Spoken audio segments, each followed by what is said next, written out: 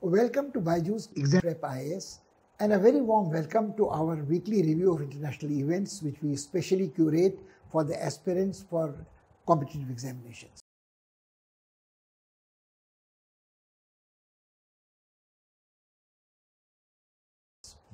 For the past few dialogues which we have had with you, we have been normally focusing on major events elsewhere on theatres, war in Europe, Russia-Ukraine war, or its impact on major powers in Europe, elsewhere. Obviously, all these developments impact on our foreign policy, impinge on our national interest.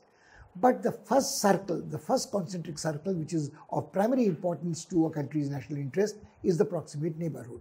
And that is what has been happening in the past week, which has been full of tumultuous diplomatic activity, high-level foreign ministers visit from China to India, the Indian foreign minister targeting to visit the immediate neighborhood, visiting Sri Lanka and Maldives, and also trying to put into perspective what is the timing of the Chinese foreign minister's visit to India, what it means for us, especially in the context of almost we are reaching a year and three-quarters of the military clashes in Galwan.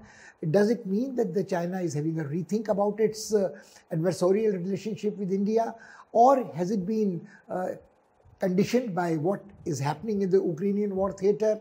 Is China opening another option with India to countervail American presence and outsiders' presence, it says, in South China Sea? All these things are of importance. There are also developments taking place in the immediate neighborhood. In Nepal, the Prime Minister Sher Bahadur Devpa succeeded in persuading the parliament to accept almost $500 million aid from the United States, which was being resisted by the communist parties. He has had his way at the moment, but it remains to be seen whether his opponents will let him rest with this. We'll discuss this also.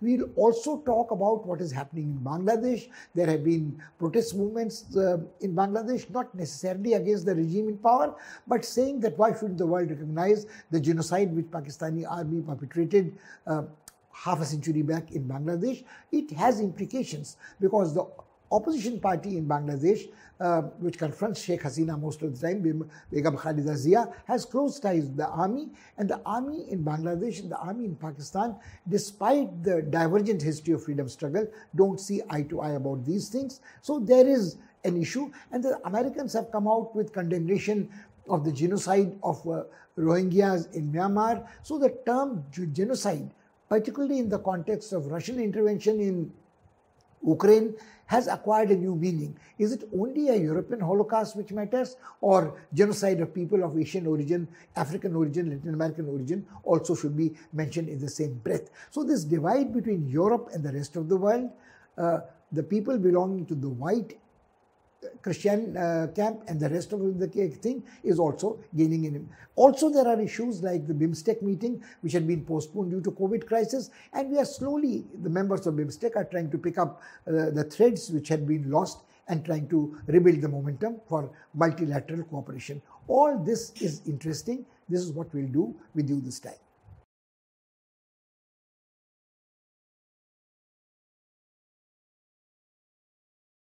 Understandably, the event which has attracted greatest attention is the Chinese Foreign Minister Wang Yi's visit to India. People have started speculating, international relations scholars and practitioners of diplomacy, is China signaling to India at this particular moment that it is reviewing its antagonistic relationship with India, though despite the military clash in Galwan almost a year and 8-9 months back, the scale of India's trade with China has remained more or less unaffected. It has actually increased, and even the COVID crisis exposed India's dependence and entanglement with Chinese economy. Whether if India's economic growth is to be accelerated, we cannot do without certain inputs from China and the supply chain, whether it's advanced pharmaceutical intermediaries, whether electronic components, whether it's telecom. So the problem of trade imbalance in favor of China continues. So how does India rectify that? How does India increase the trade with China so this imbalance is gotten rid of? And how can we leverage China's not dependence, but China's, in its calculus, economic calculus, especially after the economic sanctions on Russia. So China has to build a new economic relationship with the other countries in the world, which excludes America and Western Europe. Although it can't be suggested that the Russian interests and the Chinese interests coincide all the time, but that is one issue which people have been discussing. People have also tried to suggest that, when I say people, we mean scholars and analysts, they always have different views on Sino-Indian relations. Those who are hawks believe that the China can never be trusted. China is only posturing at the moment to lull India into another false sense of security and suggest that, all right, business back to normal, and let's forget about what happened in Galwan temporarily. Let trade come into the front burner. Everything else is in the cold basket. But the problem is, does India realize that China has occupied Indian territory? There might be differences of opinion about how much territory has been captured, how much territory has been occupied since Galwan, and the patrolling has not ceased. And the understanding, there have been almost 15 rounds of high-level talks between military commanders of the spot and the diplomats of both sides of ranking joint secretary and above. But this has not really made a difference to the ground situation. So when winter comes, there is a lull.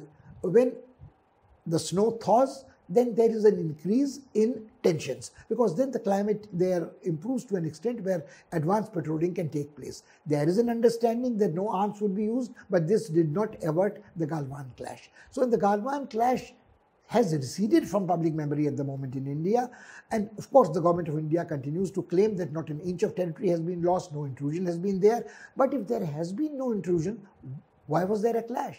Why does China continue to organize these pinpricks all along the border, all the way up to Arunachal, and raise the ante whenever it wants? So can Wang Yi's visit be taken as an olive branch which China is extending, or it is again a tactics, a stratagem, a gambit where India might fall into another trap of false sense of security and might be faced with another betrayal which is there?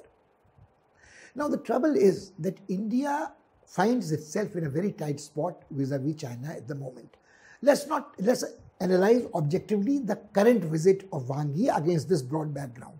First of all, Wang Yi is not making a special visit to India and India alone. So let us not be under this impression that China has made a drastic change in its foreign policy. It was not announced earlier, but Wang Yi visited Kabul before he went to Islamabad and then came to India. So let's get this clear.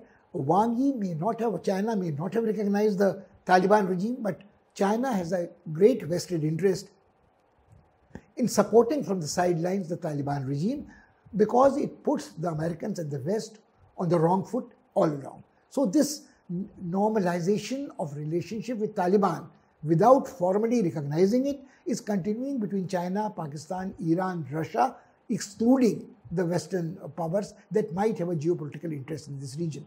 It leaves India out in the cold. India was out in the sidelines in Doha round, organized by Americans. It is out in the round of negotiation organized by Tehran, and Chinese foreign minister's visit to Taliban should prick up our ears in India. The Chinese foreign minister went from Kathmandu to Islamabad. So let's not also forget that as far as China is concerned, the Af-Pak is a hyphenated relationship. With them it continues. The Americans might have said that we don't have a hyphenated relationship anymore, we don't even have an Indo-Pak hyphenation, but the fact remains that Afghanistan's geopolitical sensitivity, its extreme volatility, continues to be a threat to Indian national interests in South Asian region. Whether Taliban manage to run Afghanistan properly, whether they can control the prices, economic crisis, humanitarian crisis, whether they can respect women's rights and human rights is another question. But at the moment, the Chinese machinations between Kabul and Pakistan are interesting. Now, Imran Khan may or may not survive the no confidence motion, but the fact remains that an individual doesn't matter for China. As far as they are concerned, their time-tested relationship with a client state, a puppet state, call it what you may like, Pakistan will continue. And it would be against the interests of India in South Asia. It has continued, this excess has continued since early 1960s, and it is not likely to disappear overnight. Keep in mind the China-Pakistan economic corridor, the one belt, one road thing, and the turmoil in the province of Balochistan, Chinese control of Aksai Chin area, which was handed over to them from Pak-occupied Kashmir by earlier regimes in Pakistan. So all this continues. In this context, he comes to India.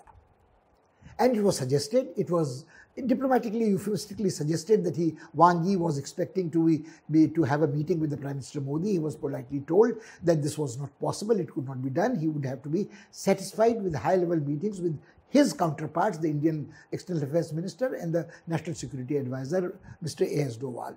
Both of them, as the reports appear in newspapers, have made it very clear that India is willing to resume its talks with about border, about normalization with China, but everything else depends on the actual progress made along the border, where the eyeball-to-eyeball confrontation continues in Ladakh. So India has at the moment told Wang Yi that whatever expectations China has, there has to be a reciprocal gesture, some initiative of confidence-building measure, and in past, the confidence-building measures initiated by China have not been credible, especially after Galwan. That's one part. Let's also see what is the itinerary of Wang Yi afterwards. He is supposed to go from this place to Nepal. So let's see it very clearly that what Wang Yi was doing was not to visit India. He was trying to look after Chinese national interests, understandably, in the whole of South Asian region. So before he comes to India, before he recalibrates, suggests a recalibration of Chinese policy towards India, he is going to see what is the lay of the land, what is the ground reality in Afghanistan, in Pakistan, and in Nepal. In recent past, China might get a feeling that they have lost some ground in Nepal. Sher Bahadur Deupa is not like KP Sharma Oli, and the KP Sharma Oli and high-level delegation from his party is scheduled to visit Beijing in very near future. So we must put the Wang Yi visit in very sharp, broader perspective, that he is not doing something specially in India. He is looking after the Chinese policy in the whole of the South Asian region. The only country he is not apparently including in this tour is Sri Lanka, because where the rising protests against the economic crisis are often linked to the debt trap laid by China, in which the Rajapaksa family and the government of Sri Lanka fell.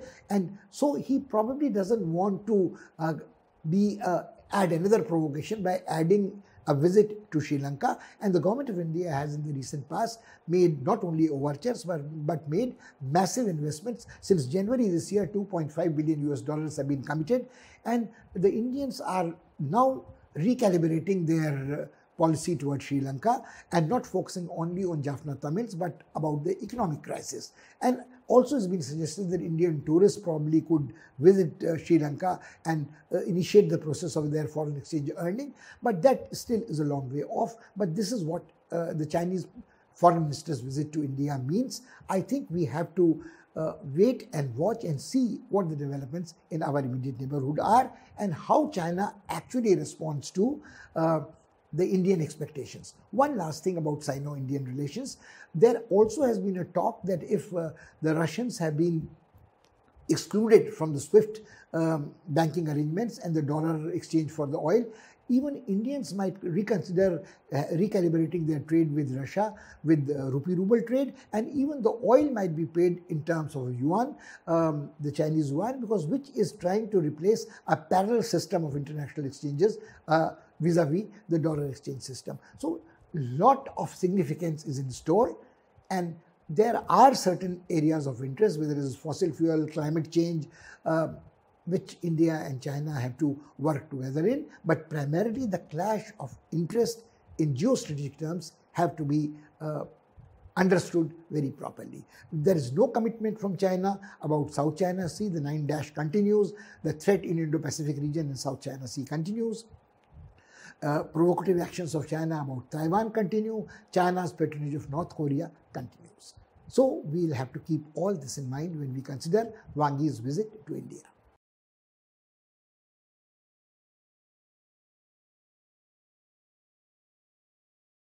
There is no comparison between China, the most populous nation in the world, a veto-wielding member of the United Nations Security Council, and Maldives, a small small atoll in the Indian Ocean, close to Sri Lanka, close to Lakshadweep atolls in India.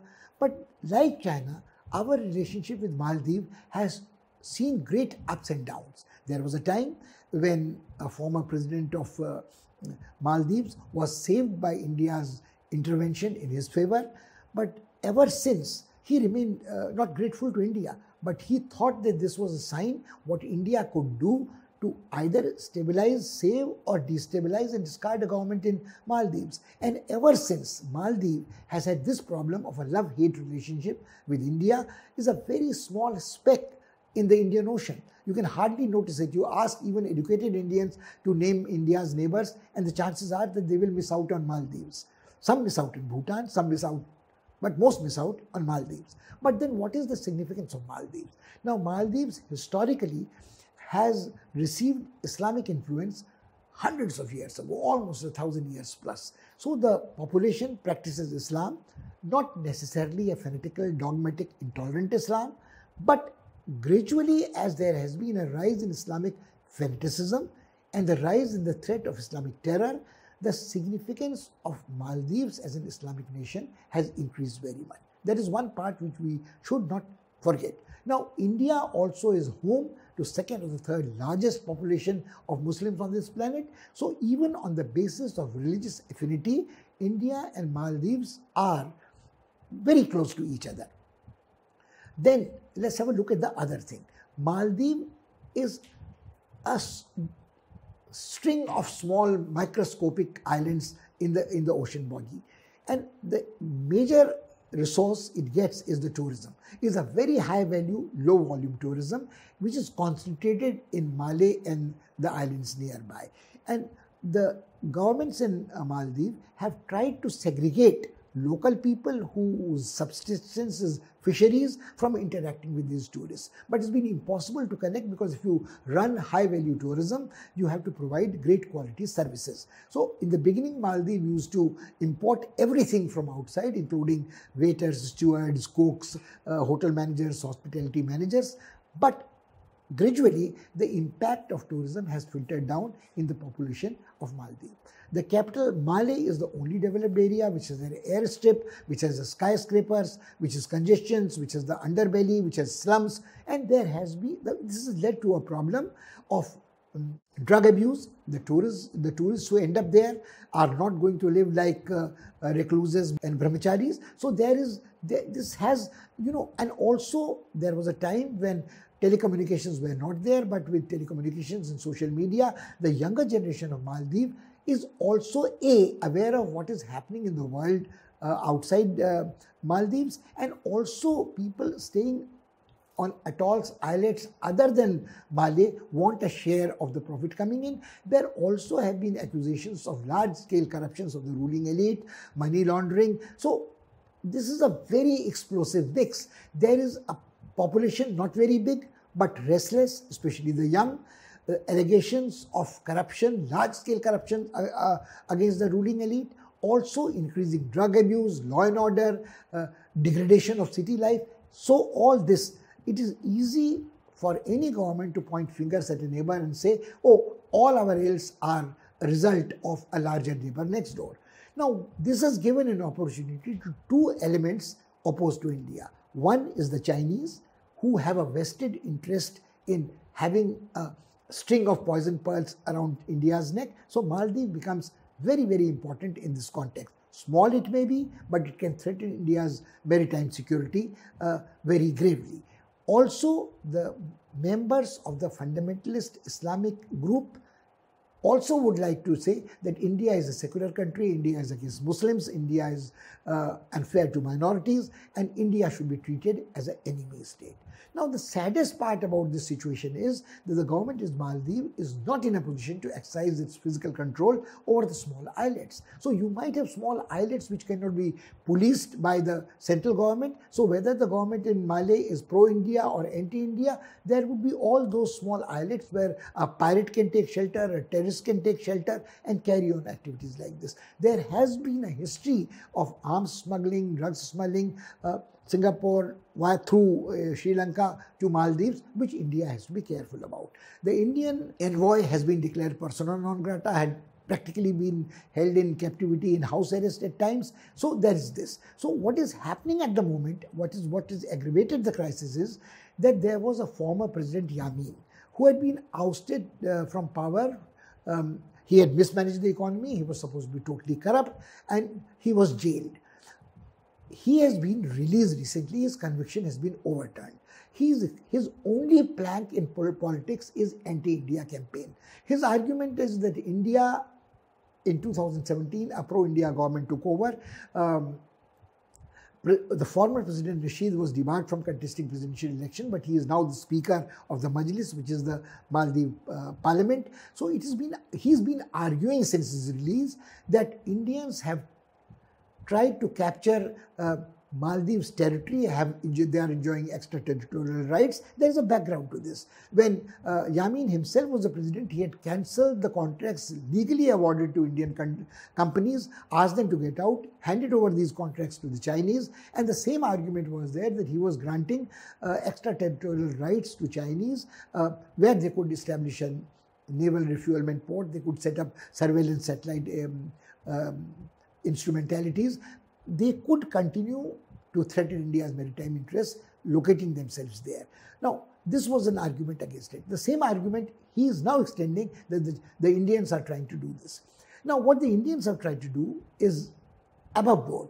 Indians have declared that they would have a $500 million US infrastructural development project, which would connect the atolls Utalu, Tilafulu is quite a mouthful, to connect it with other islands in Maldives. So this land bridge is supposed to connect Malé with two other major islands, and it would create more employment opportunities, better connectivity. And India also in a major city, the very few cities in Maldives, Andu is another city, is trying to build a police headquarters there, to build a drug de-addiction center there, provide facilities for health and education. India has gifted 2 Dornier aircraft, some Coast Guard boats, but these are only to protect Maldives' sovereign interests, sovereign personality, and the fishing rights, etc. Now, Maldives cannot effectively control its exclusive economic zone or its territorial waters. So these are friendly aids given by India to Maldives, but is likely to be misunderstood. Now, what happens is that as the impact of COVID goes away, as there can be more profitable, lucrative fisheries from Maldives, more tourists start going to Maldives, its economy will pick up. But it is imperative that the government there doesn't, like past governments, waste this income either through familial corruption or be totally oblivious to the challenges of a restless young population, which is a rootless population in the slums of Malé, or has aspirations based on social media exposure where they don't realize what their constraints are. So can there, in years to come, if the relationship develops, if Nasheed can exercise control, if the relationship with Maldives can improve, so it is no less important than India's involvement in Sri Lanka. It is probably as important in Maldives to have a friendly regime in Maldives which is not discredited as an Indian agent, and where the relationship is bonded, reinforced with Maldives. More students can come from probably Maldives to India to professional institutions. We can provide infrastructure not in building and contracts, but also in healthcare and education, and even in tourism promotion, where some major Indian companies are already active in tourism industry there. But this, as we said earlier, is a high value, low volume, and most of the high spending tourists have a lifestyle which is, well, not the ideal for a poor developing nation like Maldives. So there is a clash of these cultural values, especially if the population adheres to the Islamic faith. So it tends to have a natural affinity towards what the Maulvis and the ulemas tell them. India will be faced with this problem. India is faced with this problem at home also, where there is tourism promotion in Goa, in the coast of Kerala, and so on. So there is, and the greatest interest which India and Maldives share is the climate change. If the temperature continues to increase, if the level of water increases in the ocean, countries like Maldives might cease to exist. It is almost like the Micronesian states in the Pacific region. So also the clash of interest between these nations have very close correspondence. So whether it's fisheries, environment, tourism, climate change, healthcare, education, population is small, but there is a need to manage economic development and social justice, balance them. This is what the greatest challenge for India and in Maldives is, and I think the Indian Foreign Minister has done very well to include Maldives as a target area, priority target in his foreign tours.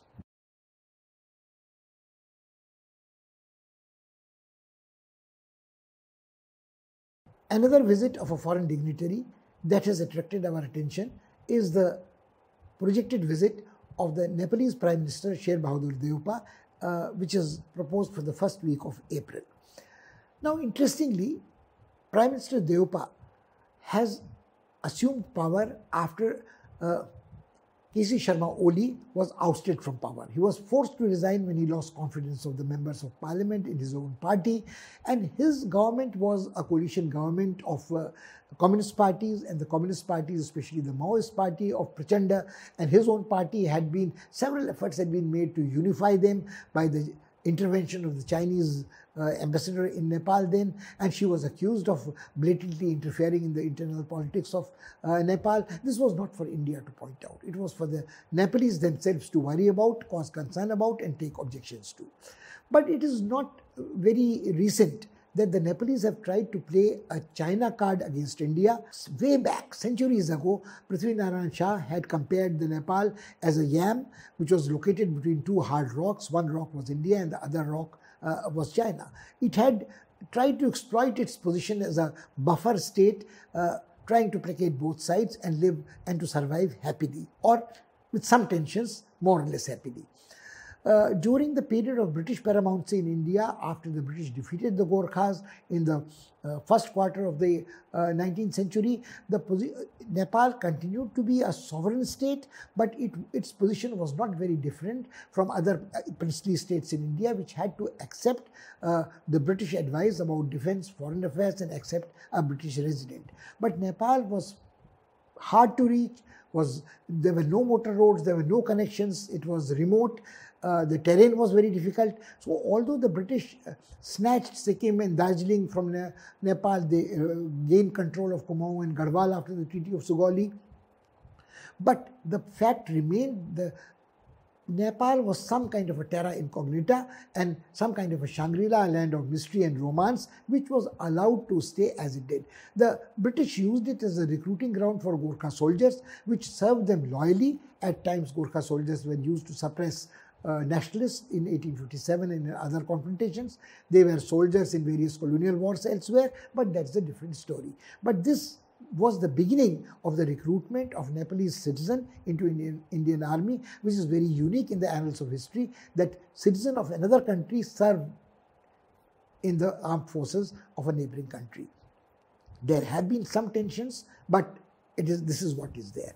There are great affinities between India and Nepal in terms of religion, whether it is Hinduism or Buddhism, in terms of language, in terms of art, architecture and culture, in terms of esoteric practices of Tantra.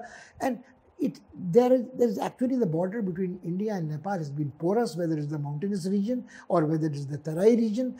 There are situations, ironical situations, where Nepalese is staying in the western border in Mahakali Anchal, Doti, Betadi, Bustan, Bajang, are easier for them to reach Jhula Ghat, Darchula.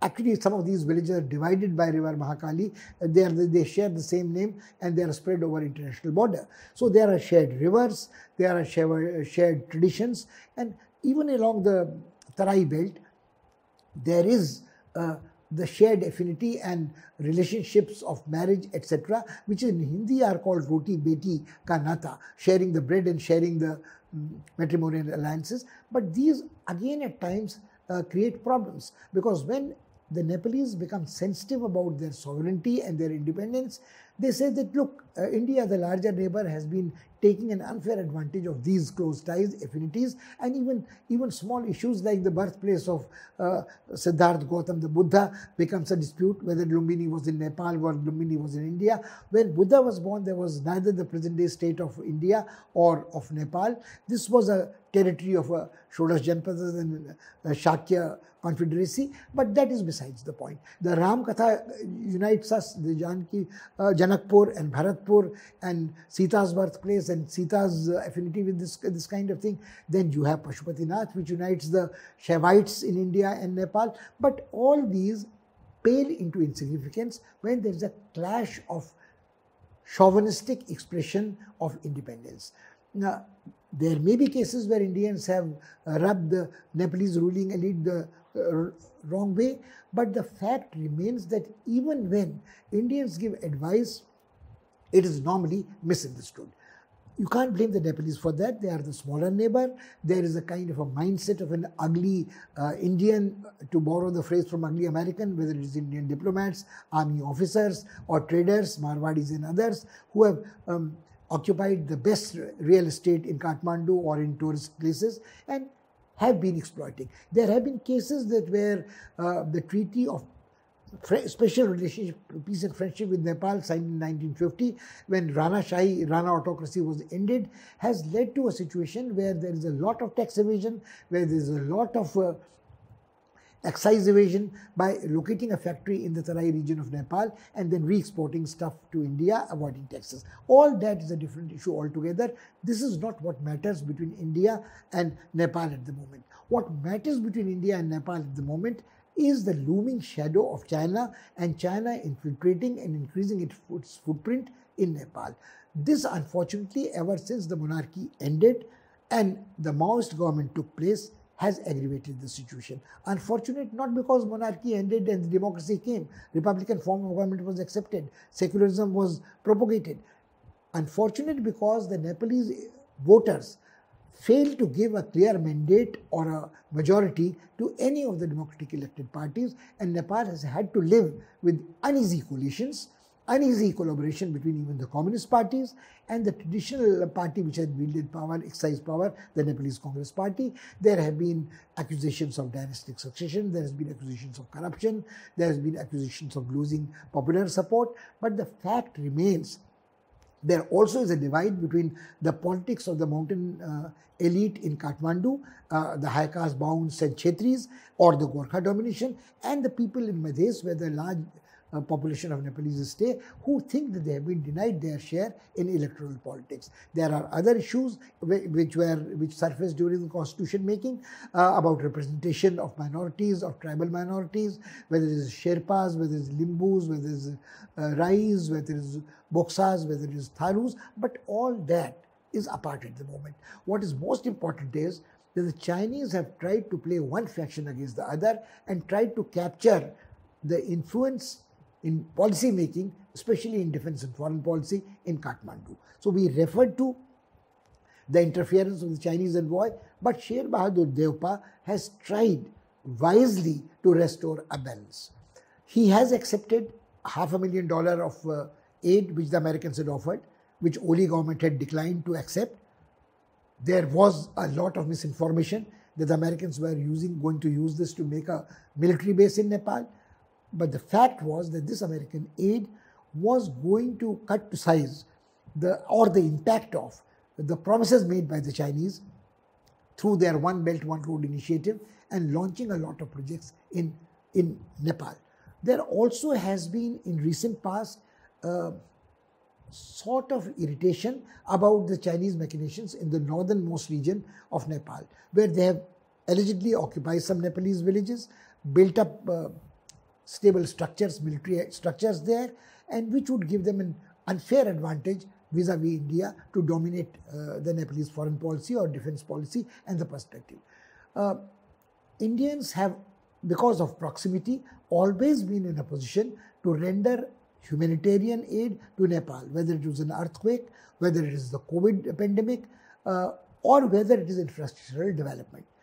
But the Chinese have seen to it that a strong section of the Nepalese population grows up as an anti-India element, totally bought over by the Chinese, and Indians have to look after this. Any government in Nepal, Sher Bahadur Depa's or anybody else's, which has a more favorable inclination towards India or sets an even balance between China and India, is likely to be discredited as an agent of India and would lose some of its credibility. Now, this is the challenge which India faces, and when Sher Bahadur Depa comes, his first visit after becoming the Prime Minister would be to India. He was earlier going to visit Lanka, but he has rescheduled this, and he is coming after the Chinese Foreign Minister would have visited Kathmandu. So it would allow India to take a fresh stock taking about Nepal. It is not that the challenges will disappear between the clash of interest between the Madhesis and the mountain people in Nepal, minorities and the majorities, the Gorkhas or those the ruling elite which had been exercising power. And I think the problem of the Maoist parties either not uniting or reconciling their differences would continue to be there. Most of them are supported financially. Ideologically, it doesn't make a difference because one could even argue that there is no Maoist ideology even in present-day China. But the fact remains that the disgruntled elements of the former ruling elite related to the monarchy, related to the Darbar, are still active. One hears from time to time the demand, oh, Nepal is on the verge of breakdown, the monarchy should be brought back as a symbol of unity, etc. That is not likely to happen, but as long as there is instability and uncertainty in Nepal, it certainly doesn't bode well for the Indian national interests. We are interested in Nepal very much, not because we want to influence developments there, but because of our relationship with China, because of our relationship with another landlocked state, Bhutan, with whom Nepal has had an unusual relationship in the past, and the problem of shared rivers, porous border, Nepal would remain a very special neighbor for us, and we should not only keep parroting that we are two bodies, one soul, or the other way around, but we are not Siamese twins. We are two independent sovereign countries where their national interests would diverge at times, but the divergence of national interests should not be so discordant that it leads to a conflictual situation.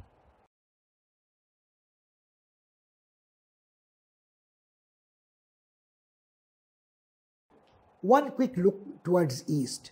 Look East, Act East has often been talked about, but when we talk of the neighborhood, I think things are the Indian Foreign Minister Jaishankar has made it very clear that COVID had interfered with BIMSTEC, so he would participate physically this time in the summit of the BIMSTEC in coming weeks, which is a very welcome sign. India seems to be giving a new significance to the countries who are members of BIMSTEC. But there are problems, there are challenges. When you talk of BIMSTEC, what do you do with countries like Myanmar and Burma and Bangladesh? Now, what do you do with Bangladesh is a separate category, but what do you do with Myanmar? Because in Myanmar, the military junta has tried to suppress the democratic dissent totally. It has been accused of genocide of Rohingyas. Unfortunately, to this policy, even Aung San Suu Kyi was a party. Aung San Suu Kyi has been sentenced with another 4-year term in prison. The democratic movement, which is led by at times in an armed fashion by the currents, is being suppressed very badly. And some people have even mooted that is not only the Rohingyas who are suffering a genocide, but even minorities like currents might face a genocide very soon, which the military junta might perpetrate. So when we refocus on BIMSTEC, the government of India would again have to tread a very delicate balance, walk a very tight rope, without approving of what the military junta is doing in Nepal, without supporting Tatmadaw, the army party. It would have to look after its real political interest in Myanmar. But with the degree of insurgency in Northeast not being as acute, do we have to be so supine, so pliant, so resilient to Myanmar is something which we must examine.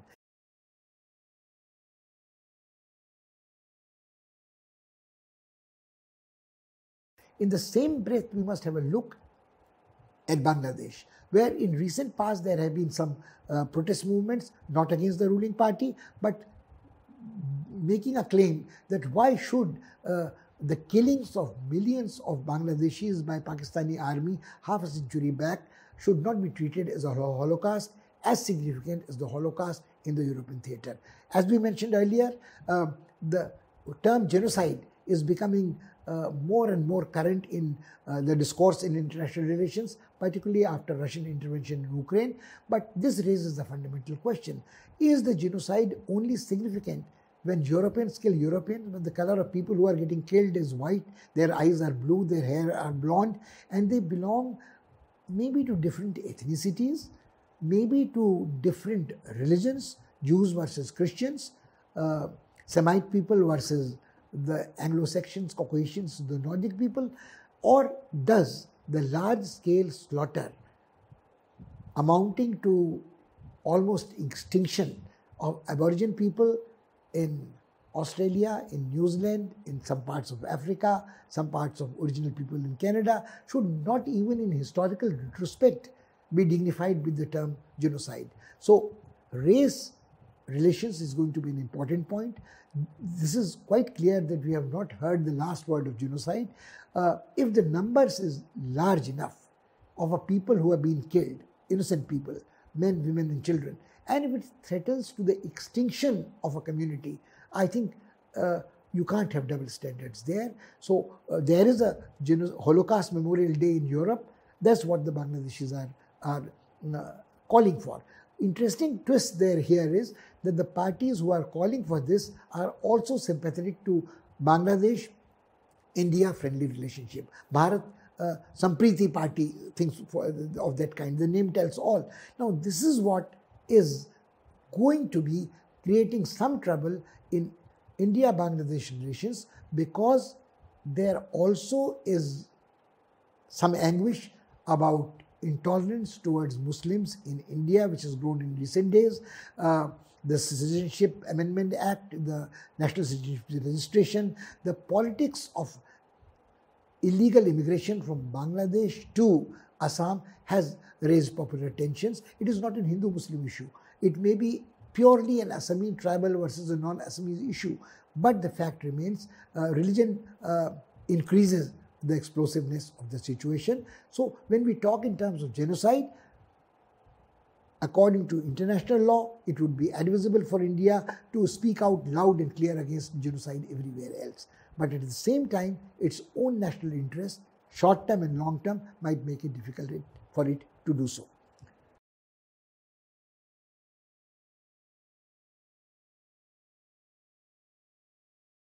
That is all we have for you this time. We would like you to consider the emerging issues in neighborhood, neighbors large like China, neighbors microscopic like Maldives, neighbors in a special position with shared cultural, religious, linguistic, ethnic affinities like Nepal, a landlocked country, and also problems which other neighbors might face but which India cannot neglect, like a policy of quote-unquote genocide being followed by the government military junta in Myanmar, or the demand of the Bangladeshis of a 50-year-old genocidal activity by Pakistani government in Bangladesh. Is there no closure? When, even if half a century later there is no closure, then how is reconciliation going to be possible? So there has to be truth and reconciliation, phrase used first time in South Africa, being mentioned in the case of Sri Lanka. Think about these things carefully. Till we meet again, thank you and goodbye.